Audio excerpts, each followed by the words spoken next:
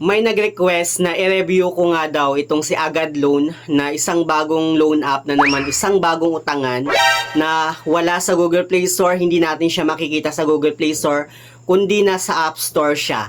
And based doon sa kanyang application, napakadali lang na mag-apply sa kanya. Tapos nagpapautang nga daw siya ng up to 20,000 pesos. Sobrang bilis lang na mag-fill up ng information sa kanya, no? Then, pagdating naman sa kanyang loan term payment, nag-offer daw siya ng 3 terms, 4 terms, hanggang 5 terms. Pero, wag nyo muna siyang balaking i-download guys, no? Sisilipin muna natin siya at i-review dito sa ating topic ngayon. Kaya naman kung interesado ka, keep on watching.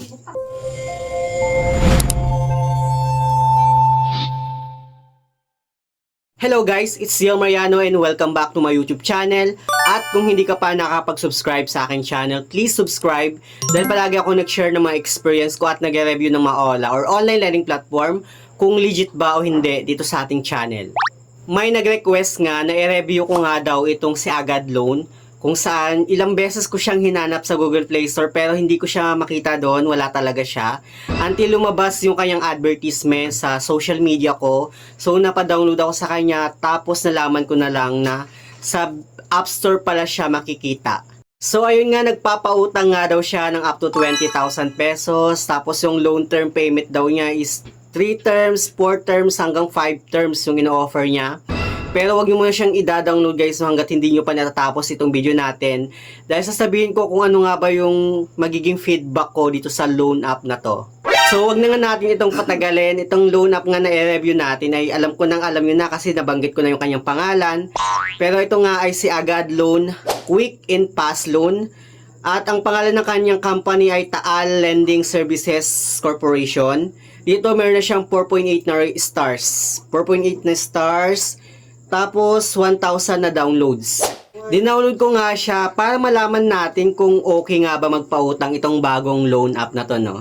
At dito nga, pag-open ko ng kanyang application, meron siyang hinihinging permission, which is tulad na lang ng installed application, SMS messages, location data, camera, image data for verification. So, yun yung 5 hinihingi niyang permission. Pero dito, tinry kong skip at nakapag-proceed pa naman ako sa next na step. Nag-provide nga ako ng cellphone numbers sa loan app na to. Tapos nilagay ko lang din yung verification code or yung SMS code na na-receive ko. And then after nun sa kanyang dashboard, makikita natin no, na dito yung 20,000. Ito yung ino-offer niya na maximum loan amount. And pagdating naman sa kanyang interest rate, 0.05% per day nga lang daw, no? And sa kanyang loan term naman or repayment term is 91 days nga daw. So, clinic ko na nga yung apply now at dito meron tayong pipilapan na basic information katulad na lang ng ating personal information. So, yung mga sasagutin natin dito is yung how many loans do you have currently, how many times you borrowed money before, longest overdue days, education level, types of housing, marital status, monthly expenses, tapos yung ating email address. Pati na rin yung ating industry, payroll period, monthly income, next pay date, tsaka yung ating employment status. Sa kanyang contact information naman, bali 3 contact reference lang yung hinihingi niya. At dito sa kanyang ID information, bali yung mga valid ID na hinihingi niya is yung national ID, postal ID, TIN card, PhilHealth ID, SSS card, voter's ID, driver's license, passport, tsaka yung UMID ID. After nun, pipicture natin yung valid ID natin, tapos magpe-facial verification lang tayo. Dito naman sa kanyang bank information, it's either e-wallet or bank account yung magiging disbursement channel natin. So, ganun lang kadali na mag-apply dito sa loan app na to. Sobrang bilis lang na mag-fill up ng information sa kanya. At pagkatapos noon, may offer na agad siya sa akin na 4,000 pesos. Pero syempre, submit for approval pa siya. So, kapag once na kinonfirm natin, maghihintay tayo kung ma-approve tayo or ma-reject tayo sa loan app na to. But anyway, dito makikita natin yung loan details natin, no? So, 4,000 yung offer niya sa akin at pwede pa siyang i-adjust ng 1,500. And may offer siya sa akin na 3 terms, 4 terms hanggang 5 terms. Pero naka-unlock pa. Naka-lock pa yung 5 terms niya. So, ang offer lang sa akin is 3 terms saka yung 4 terms. At dito nga, no, so kung i-try natin yung 4,000, di ba? Kung baga, yung 4,000 yung i-grab natin. Dito, pagdating sa 3 terms niya, ang babayaran natin is 2,399 pesos every 6 days, yata 7 days. So, every 7 days, kapag once na na-approve ka today, kahit gabi ka na-approve, automatic nakasama na yung araw na yon.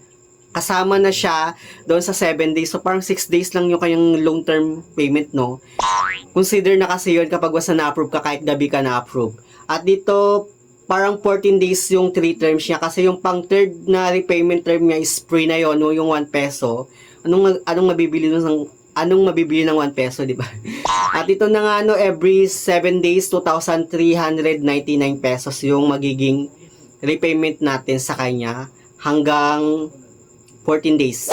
At kung ito total mo naman yung interest na babayaran mo sa kanya in just 14 days, pumapatak siya ng almost 798 pesos. Ganun kalaki yung kikitain niya sa'yo in just 14 days. Tapos hindi ka pa sure kung buo mong ma-receive yung 4,000 pesos. Yung mga ganitong klase ng loan app, alam na alam ko yung mga ganitong galawan nila. Like, kapag once na na-approve ka, tapos na-receive mo yung loan amount na hinihiram mo sa kanya, ang laki ng kaltas, like halos kalahati na ng inutang mo. And then after nun, ang laki din ng kanyang interest, tapos 7 days repayment lang siya. So, actually, parang hindi pa nga siya 7 days repayment kasi nga 'di ba sabi ko sa inyo na kapag once na na-approve ka ng gabi, consider na yun doon sa 7 days yung bilang niya. Anyway, balik tayo dito sa long term niya, no? So, kapag once na 4 terms naman yung i-grab natin, bali yung every 7 days niya is 1,732 pesos. So, kung i-calculate mo yun siya, 1,732 pesos times 3, kasi yung pang port nga is free na siya. At dito nga, magiging 5,196 pesos nga yung total na babayaran natin. So, ima-minus natin siya sa 4,000. So, ang kikitain sa'yo na tubo nitong loan app na to, in just 21 days is 1,196 pesos. Ganun kalaki. At gaya nga ng sabi ko, hindi ka pa sure kung buo mong ma-receive yung loan amount na in-offer sa'yo.